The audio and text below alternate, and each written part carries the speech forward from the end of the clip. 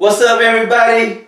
I'm Rico, and today I brought a special guest, Richard Abreu, with me. He's a local investor here in Fayetteville, North Carolina, and he's the first one on our YouTube channel as a guest.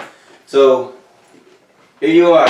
Yes, here I am. Thanks for inviting me out here. Yeah. Really, it's humbling being invited to something like this of this stature. So, Thanks, man. I appreciate you coming out. So, tell us how you got into real estate and a little bit about yourself.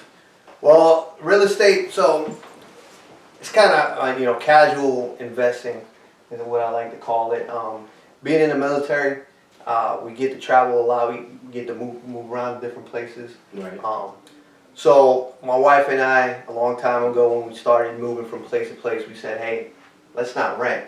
Let's start buying." And that's kind of how we got started in investing. Awesome. And real casual, and it was pretty good deals because with the VA home loans and Right. no money out of pocket most of the time, and it was in good neighborhoods most of the time. So we just started building from there. Yeah.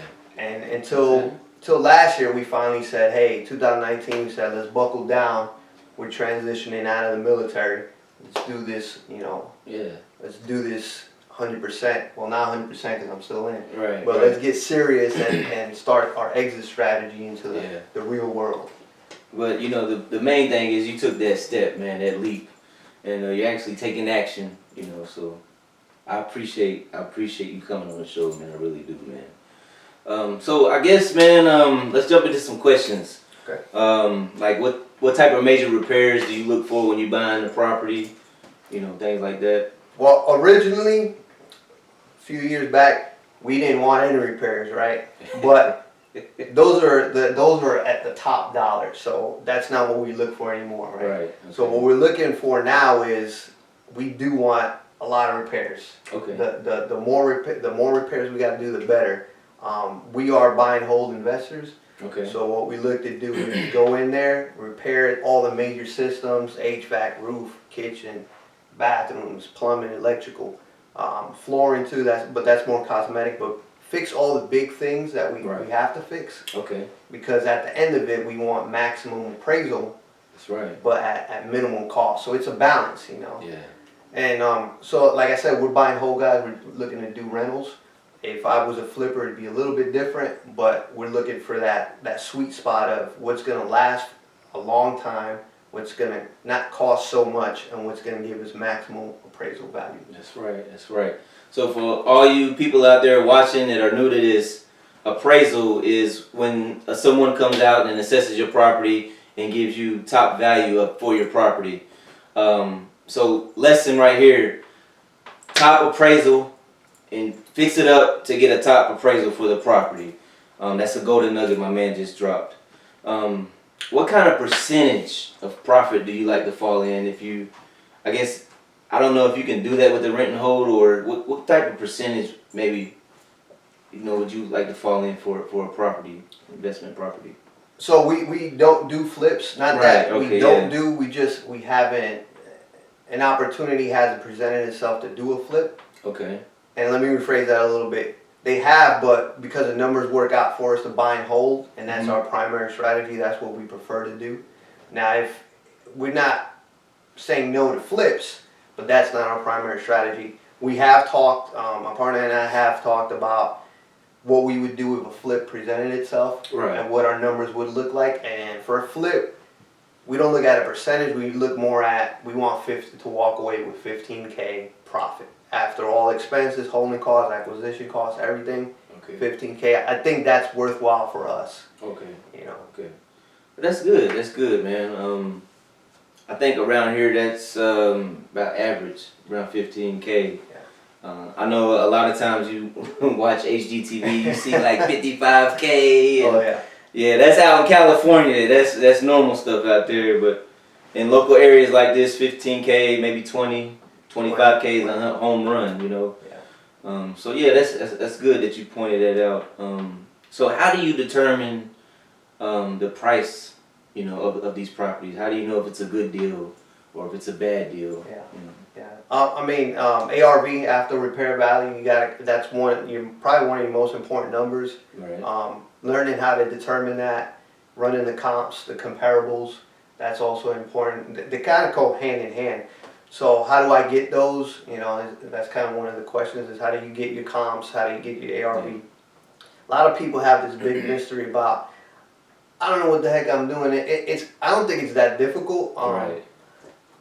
I do it almost every day. I try to analyze at least one property a day, and so I could get the muscle memory and learning how to do nugget. Y'all listen. Yeah, just every day, man, and that's one of, I'll talk about that later, but one of the things, every day you're doing something towards your goals, right?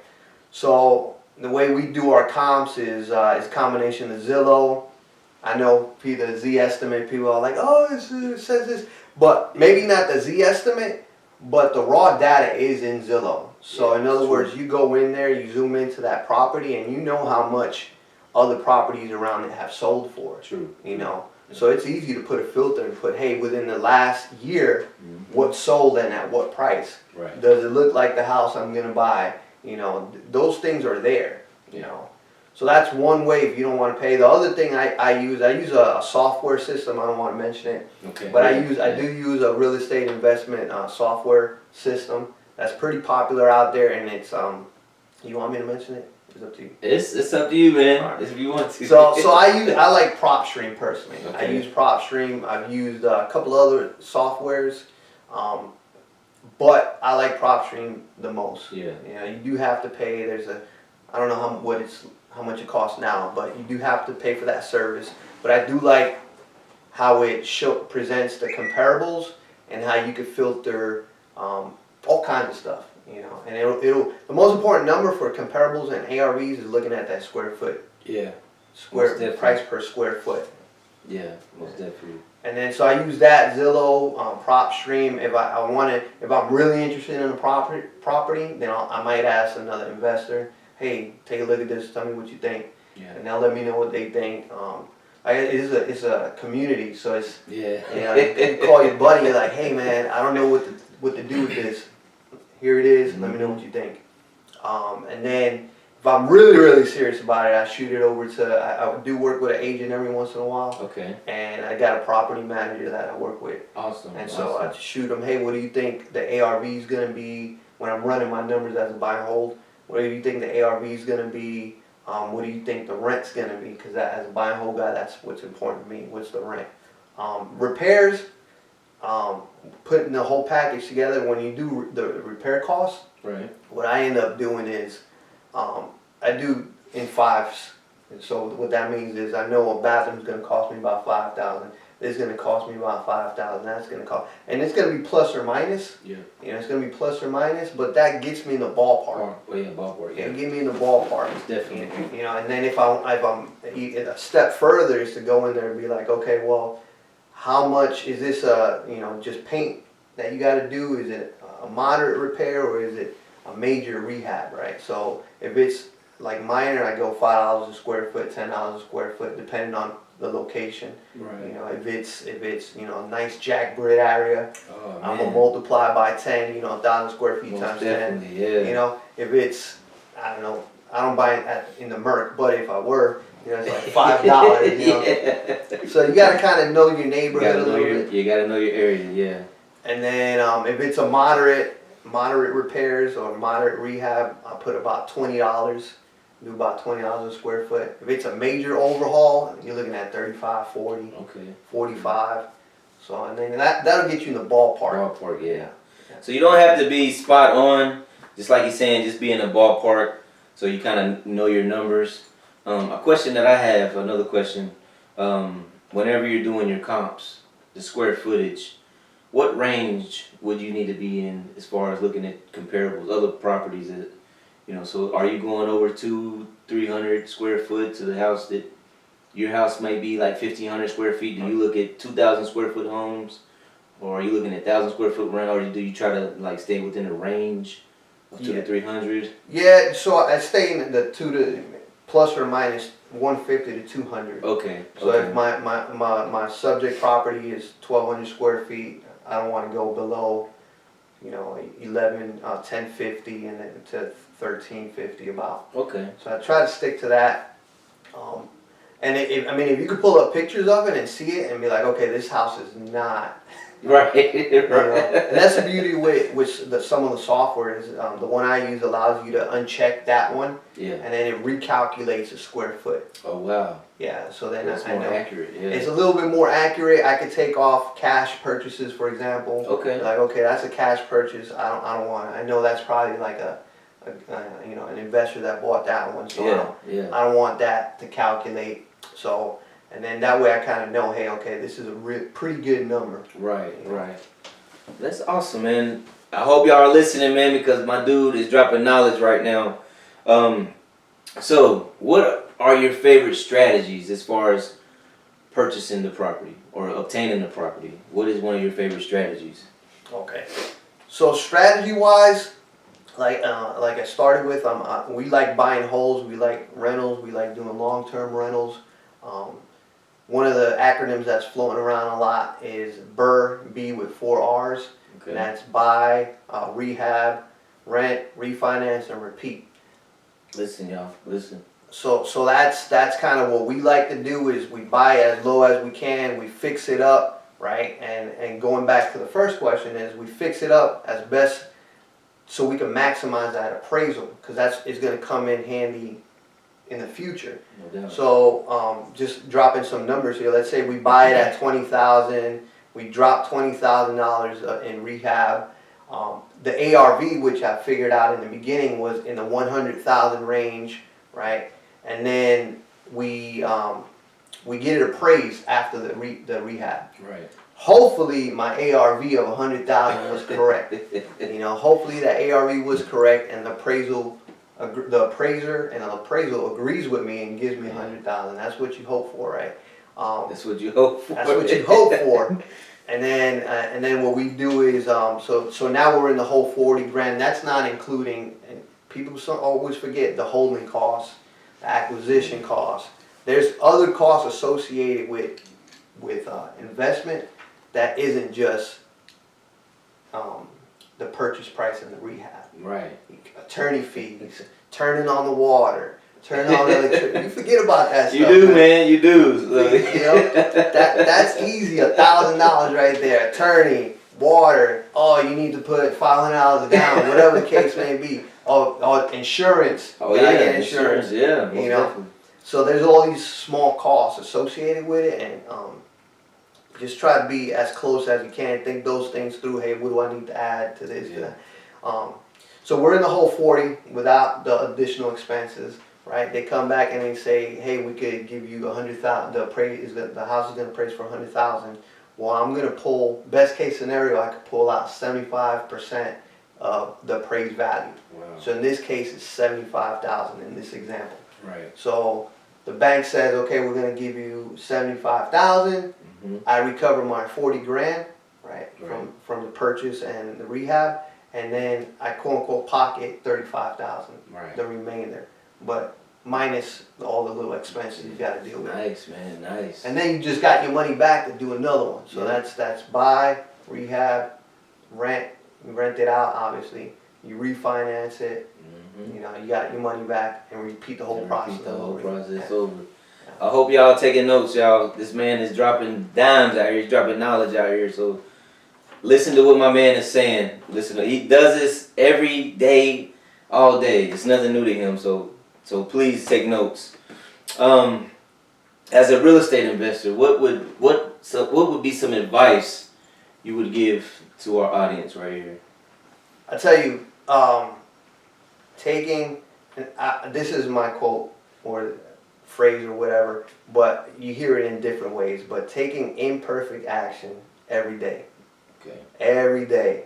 I got 2 teenage kids now, and they're starting to drive. Oh man. They suck at driving. Oh man. You know, it's you get nervous, man. You know, you try not to be nervous, and you're doing the pucker factor, right? Yeah. And but I tell them I don't let them see that side of it. Yeah. They're like, oh my God, I just messed up. Hey, calm down. You're doing something every day. Every single day you're gonna get better. You're gonna suck at. I can't tell you how many times I messed something up. Right. I think before we started, I told you Monday. Today's Thursday, So Monday through Wednesday I messed something up. Yeah. Every single day.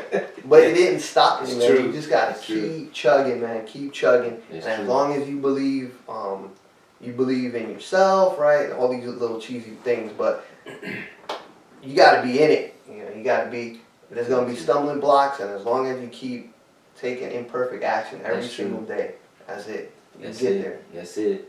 Yeah, right before we started video and we had a conversation, how one of my deals fell through, and I was just like, man, I'm not even ready for this, man. My mind's not there. My deal just fell through, and his encouraging words, man. You got to keep at it. You got to keep at it. I know I woke up Monday, and then Tuesday came, and then Wednesday came. All bad news every day. He's like, but you know, you still have the next day, you know, to progress. You know, so just stay positive in what you're doing and just keep at it. Man, I like this, man. I love doing this, man. I can get used to it. So, as far as real estate and investment properties, what attracts you to a certain property? So everybody's different. You know, some people are just looking at the number and all, whatever they look at. For me, it's location. I look at it as, it might sound cheesy. Do I want my family to live here? You know? Like, is this somewhere where I would put my family? If it's not, I'm probably not going to invest there. Right. You know, just because I want to, growing up where I grew up and how we grew up, it's kind of, you know, I'm not going to go down that path, but you grew up a certain way, a certain lifestyle, and you want to do a little bit better, you know, and provide a little bit better. I don't want to be a slumlord. I don't want to be, you know, that's not me. I want to have slightly better housing for the people that I kind of came up with, you know. Right. I'm not saying I'm going to go, I'm not really investing in what's called Class A neighborhoods, like these fancy neighborhoods. To me, at this point in my investment career, there's no, I can't get into that. Right. So I aim for what's called the B minus C plus neighborhoods. That's what I aim for. Okay. And so when I do get in those neighborhoods, my goal is, hey, I want to provide some awesome housing for these people. Right. You know, for the people that I'm providing a service to. Okay. So location. Location is key. Yeah. And I'm pretty sure you guys know that already, but you hear it again. Location. So, Rich, how can everybody find you? How can they reach out to you? Well, I don't have a website, but I am on Instagram, I'm on Facebook, I am on email, and my phone. That's pretty much it. I haven't done a website thing yet. I haven't needed to, but maybe in the future. So we'll have all that information down in the description below. So make sure you guys subscribe, hit the bell, go over to Facebook and join our group, Wholesale Mentoring, and like us on Instagram. And remember, work now to live your best future. Work hard now to live your best future. And that's all we got today. Peace.